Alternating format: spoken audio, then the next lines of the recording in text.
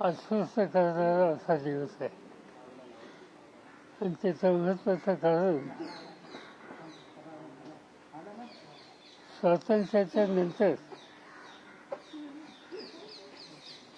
अनेक वर्ष वेगवेगळ्या पद्धतीनं देशाची सेवा करण्याच्यासाठी डॉक्टर मनमोहन सिंगांनी योगदान दिलं. आज ते आपल्यामध्ये नाही आहेत आणि त्यावेळी हे अस्वस्थता आहे. मनमोहन सिंग खरं म्हणजे तर त्यांचा फील्ड हा राजकारणी नव्हता. ते एका दृष्टीनं उत्तम अर्थशास्त्रज्ञ होते, विचारवंत होते आणि सतत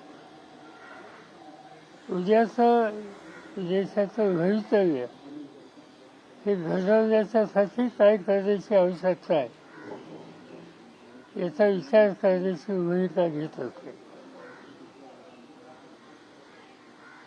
माझा त्यांचा जो परिचय होता तो मुंबईचा होता. मी महाराष्ट्राचा मुख्यमंत्री होतो आणि त्या काळामध्ये रिझर्व्ह बँकेचे ते गव्हर्नर म्हणून मुंबईमध्ये काम करत होते. आणि त्यामुळे साहजिकच कधी ना कधी याच्या निमित्तानं सुसंवाद व्हायचा आणि एक प्रकारचं त्यांच्याबद्दलचं आकर्षण माझ्या मनामध्ये निर्माण झालं.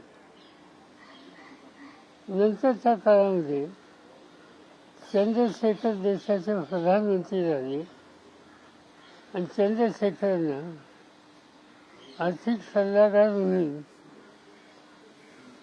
जे काही त्यांचे सहकारी होते त्याच्यामध्ये मनमोहन सिंगांचा सहभाग होता.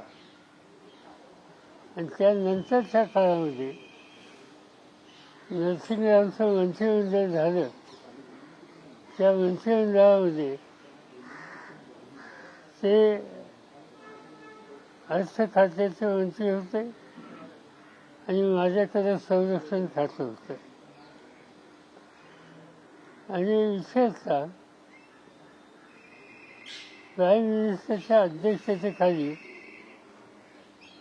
मंत्रिमंडळाच्या एक दोन कमिट्या बसायच्या. Committee for political affairs, committee for foreign affairs, याच्यामध्ये तेही होते मी होतो. आणि त्याच्यामध्ये या सगळ्या प्रश्नावर त्यांची स्वच्छ निर्भीड मतं ऐकायची संधी आम्हाला लोकांना मिळत असते. ते मितभाषणी होते पण आपल्या भूमिकेची अतिशय पक्की होती. नंतर देशाचा प्रधानमंत्री पदाची जबाबदारी त्यांच्याकडे आल्याच्या नंतर त्या 10 वर्षामध्ये देशाच्या विशेषतः अर्थव्यवस्थेला एक दिशा द्यायचं काम त्यांनी केलं. इतका संकटाचा तो काळ होता की देशाची आर्थिक अवस्था ही अतिशय अस्वस्थ होती. ती सावरायची ही प्रक्रिया नरसिंहरावांच्या काळामध्ये त्यांनी सुरू केली. आणि स्वतः प्रधानमंत्री झाल्याच्या नंतर त्याला अधिक भरीव अशा प्रकारचे निर्णय घेऊन त्यांनी त्या संकटातून देशाला बाहेर काढलं. त्यांच्या या 10 वर्षाच्या कालखंडामध्ये अनेक निर्णय असे होते. उदाहरणार्थ राईट ऑफ इन्फॉर्मेशन, या देशाच्या नागरिकाचा शासकीय निर्णयाच्या संबंधीचा माहिती घ्यायचा अधिकार हा आहे.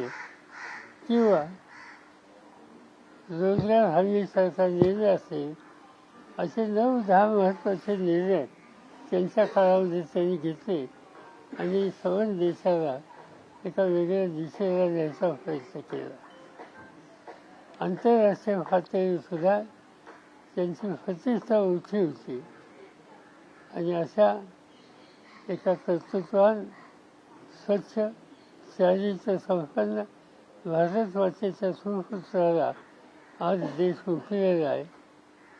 मी माझ्या वतीनं त्यांचं जुनं सहकारी या नात्यानं माझ्या पक्षाच्या वतीनं त्यांच्या कुटुंबियांना हा दुःखाचा धक्का सहन करण्याची शक्ती परमेश्वर देव अशाच प्रकारची अपेक्षा करतो आणि श्रद्धांजली करतो.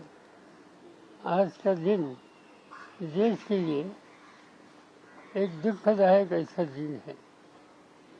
कई साल देश की सेवा जिन्होंने सच्चाई से की, ऐसे भारत माता के एक सुपुत्र डॉक्टर मनमोहन सिंह आज हमें रहे नहीं. उनकी पूरी जिंदगी